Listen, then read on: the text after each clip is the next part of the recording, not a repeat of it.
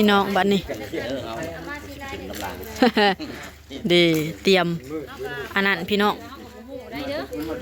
เตรียมพิธีขึ้นแต่เด็กแต่เช้าพี่น้องมีหมอสูตรหมอพรเพิ่นพาขึ้นพาเว้าพาว่า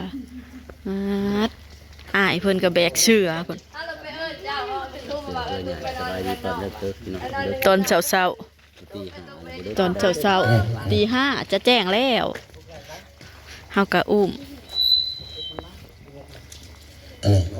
ไปทางไหนอีหมูกูนอนใส่อุ้มถือสาดถือเสือถือหมอนพี่น้องหาบเงินหาบคำเด้ฉาเทียน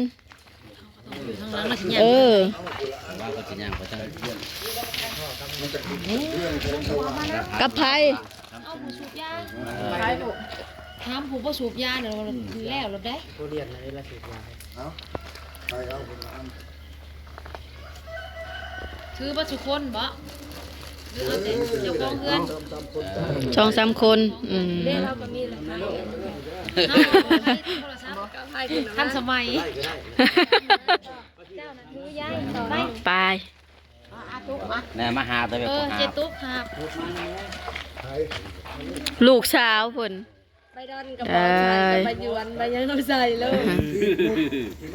วันแรกก็ไว้คือกันเจ๊ของเรามาโลเกะหูขี้ตามาโลพี่สะพ้ายคนสวยมาโลยังบ่สวยปานใดยังเศร้าอยู่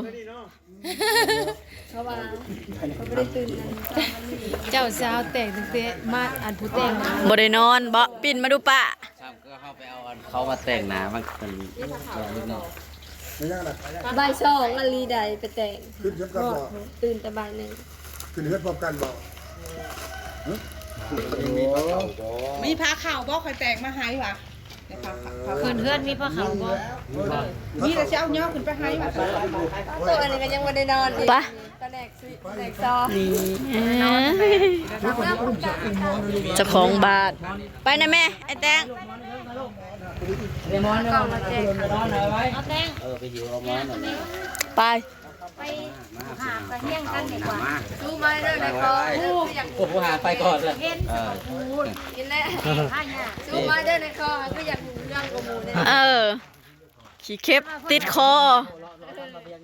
บ่อยากโซ่ปานใดนะอายคนเสียน้อยว่าซะเช็ดหน่อยบ่นี่ลูกชายเพิ่น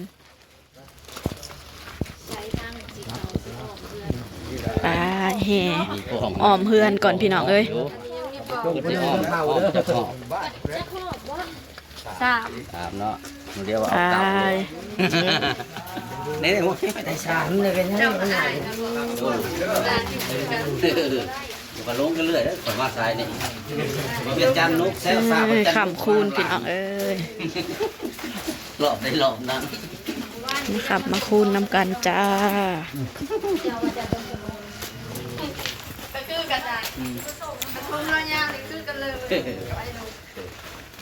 มางานแต่ละเถื่อนหน่อยมาจับมือแซวสาจันนกคือกันปานนั้นบ่คือกันมองได้วะบ่แลกับจันนกกับมาลำหลังอ้าวเขาว่าเธอคือใครเข้ามาในกระถางเต็นท์จบสมดีแล้วนี่จะทำเต้นเขาปัดด้วยหัวจงอะไรจะลองมาใส่บ้านใหม่ท่อนคลองอะไรไม่ธรรมดาแบบนี้จุดประสงค์จะเดินมาทั้งที่ดีง่ายเลยปัจจุบันก็ดีนี่ยิ่งเป็นว่าพระเจ้าก่อแผ่นดินไปอินทร์น้ำน้าน้อยไม่คราแต่งไว้บอนนี้บอนผัดเป็นไฟอยู่สุ่มกินเย็นขนาดเลยมาจากมาแหวมาเศร้าจะมาขำมาคูนี่แล้วตามจุดประสงค์นะจากมาคำมาคูนี่เป็นว่าเพื่อนนี่เป็นเพื่อนไม่ใส่ยาดีบูฮานถึงว่าเราเรียกถึงใส่เอโรซินใส่กรูจบงานอยากมาคำมาคูนมาสั่งลุกลุกขึ้นกินบอกให้ลุกยกบอกให้ลุกมันบอกการมาดีกะมียังแน่มามีลายได้เป็นคำโกงปูนมุนมังสักอย่างนี้มัด คอยขาชาช้าตั้งมากงอควายแหลูกฟ้องมองลูกกลัวน้ำมันที่แห่แถวค่อยแม่ทางทึ่งก็มี โอ้หลายอัน ตั้ง นี้ เข้ามาพร้อมกันเลย ปลาถูกมาขับมาคูปลาหลวงมาหลายเสนาอามาตย์มีมดมาเงินกันแก้ว3 บวกใครนอนก็ได้มาบ่ตัดอีกดีนึงน้ำมันไปฮิตแห่แก้วก็เลยทั้งทึ่งก็ได้มานี่แต่ของขัดของคุณขุดขอเนาะอามาตย์ขันว่าสิมาขันมาคุณนั่นกะผู้ขาก็ได้นำเจ้าของเฮือนก็บ่มีหยังมีความยินดีส่งเสริญเชิญมาได้นายห้อยเพิ่นที่มาแต่ท่านใกล้มาแต่บ้านมันเมืองยืนขึ้นผักขึ้นพรขึ้นค่ำขึ้นคูนบัดนี้ขน้อยสิหัดห้องตอนเอาเซินขน้อย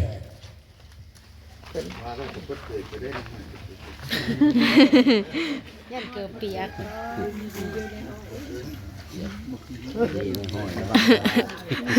ระวังพลาด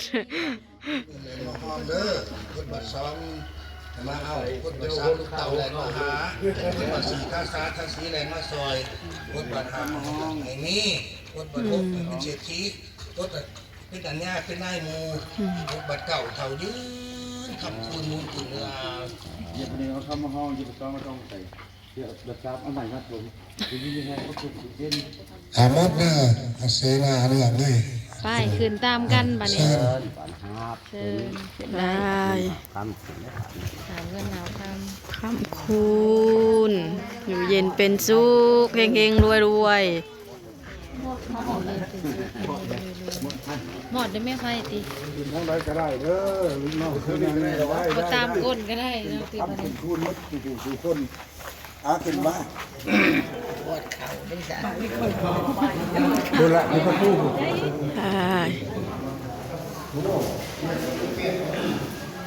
พวกมันว่ามันนี่คือคำขอบคุณเรื่องการแก้ว3 ดอกไปนอนตัวหลังเป็นหามนะว่ามันนี่ได้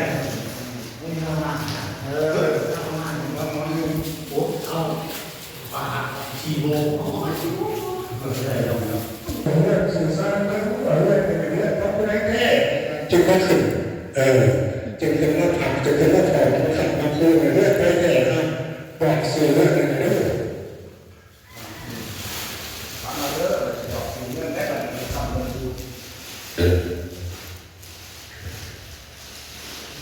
เรื่องนี้เรื่องฐานอาจารย์สมทนกเนาะนางตุ๊กตาพร้อมด้วยพ่อแม่ทุกท่านเรื่องนี้เด้อสมอเด้อเรื่องนี้เสียวทับพุ่งมันเด้อพี่น้องเด้อมันได้เสียวทับพุ่งพงขังต้องเสียวทับอาเป็นกาเสียวทับพุ่งเย็นหาสิ่งนั้นเสียวทับตัดสื่อดังเสียงคือท่อไม้คำแข็งขาแน่นอนท่อไม้อลับอละไมอกไก่เสือทาบุพงปลามาเสือปลาท่าบุนาทั้งข้าเสือทาปกปองหยับแกล้มต่อเสือทาบุมันปันยืนนอนกลางคืนพันมีสู้นอนเว้นบ่มีโลคาพญาการเรียนเด้อนี่แหละเดือนกุมตุกแดงเรื่องพญาแทนแดงมาให้ปันมุนไทยติดคำคุณมันงอค่อยอ่านเต็มทุนเข่าเปลือกมือเต็มเราเรียกลูกเต้าดูอะไรไม่ได้ไปได้ไม่ได้นี่ก็นี่เอาจับแล้วจะเรื่องนี้เพื่อทำให้มันบันไดหนึ่งเท้าอุ้งอาเต้นกราบเท้าอุ้งยิ้มหาซึ่งเท้าซ้ำซึ้งดังคือเชื่อเรื่องเท้าอุ้งยิ้มนะ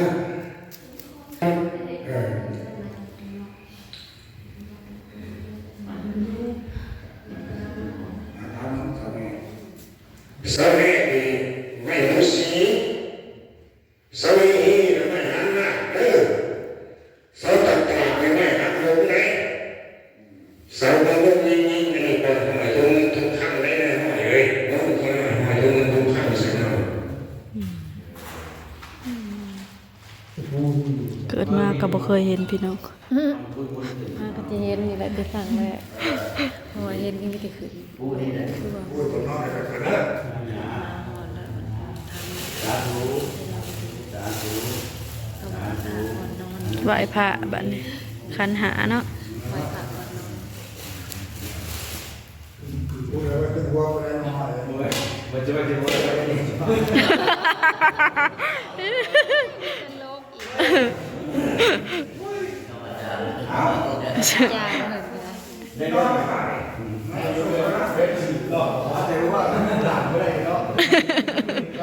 นอนบัดนี้เออ อันเอาเลขเด้อสิมีผู้ตุ่มมาอีกนะพอดีเพิ่นก็ตื่นเต้นเพิ่นก็ไปนอนสิรับแล้วบัดนี้บ่ได้นอนคือกันได้สิเพิ่นก็นั่งโอ้อยู่เพิ่นคือ เออ ในหอยเพิ่นก็บ่ได้รับเลย เสนาขนองคือกันเด้อน อนคือกันบ่ได้เฮากันนะได้ก็หิวนอนอยู่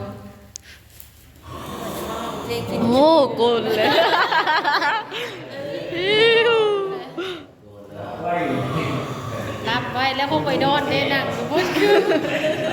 เดินทางไกลเดินทางไกล เออ เดินทางไกลค่ะนั่นแหละจะได้ตื่น หากันนอน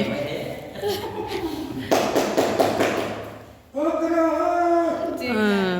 เสียงไก่แรงตื่น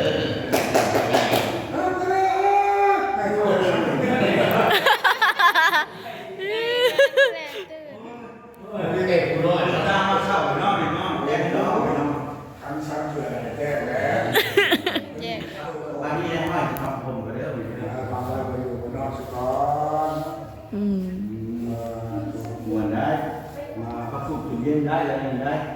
นอนรับกับสิทธิ์ดี ไม่ได้ไรอันดี พันดี วันไร พันเป็นนี่พันมีพันหลาพันคิวเป็นสองพันต่อกายพันจับไก่ต้อนพันไหนแก่เฮาหมดตัวแล้วเพิ่นเมื่อเทียบมาใหม่พันมาดังจับเจ้านี่อ้ออ้ายคนนอนจะได้ โอ้ มาคุณพ่อกันมาอาจารย์มาก็ มา มาเนาะ เข้ามาให้จะไปแก้สุธีเด้อ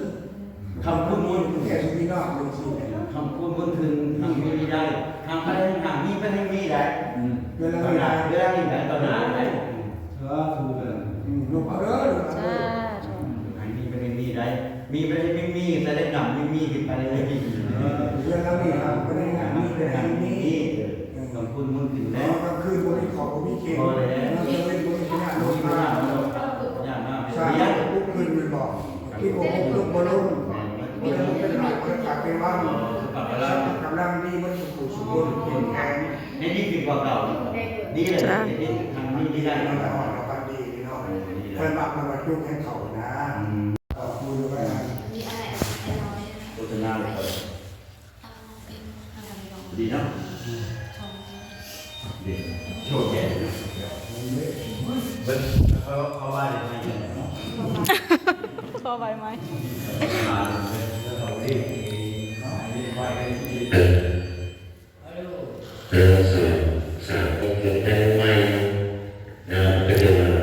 เสร็จพิธีแล้วพี่น้องถือเป็นอันเสร็จพิธี อันนี้จะเป็นขั้นตอนขึ้นบ้านใหม่ขึ้นแต่เด็กแต่เช้าพี่น้องเอ้ย จะเสียงมองดูเขา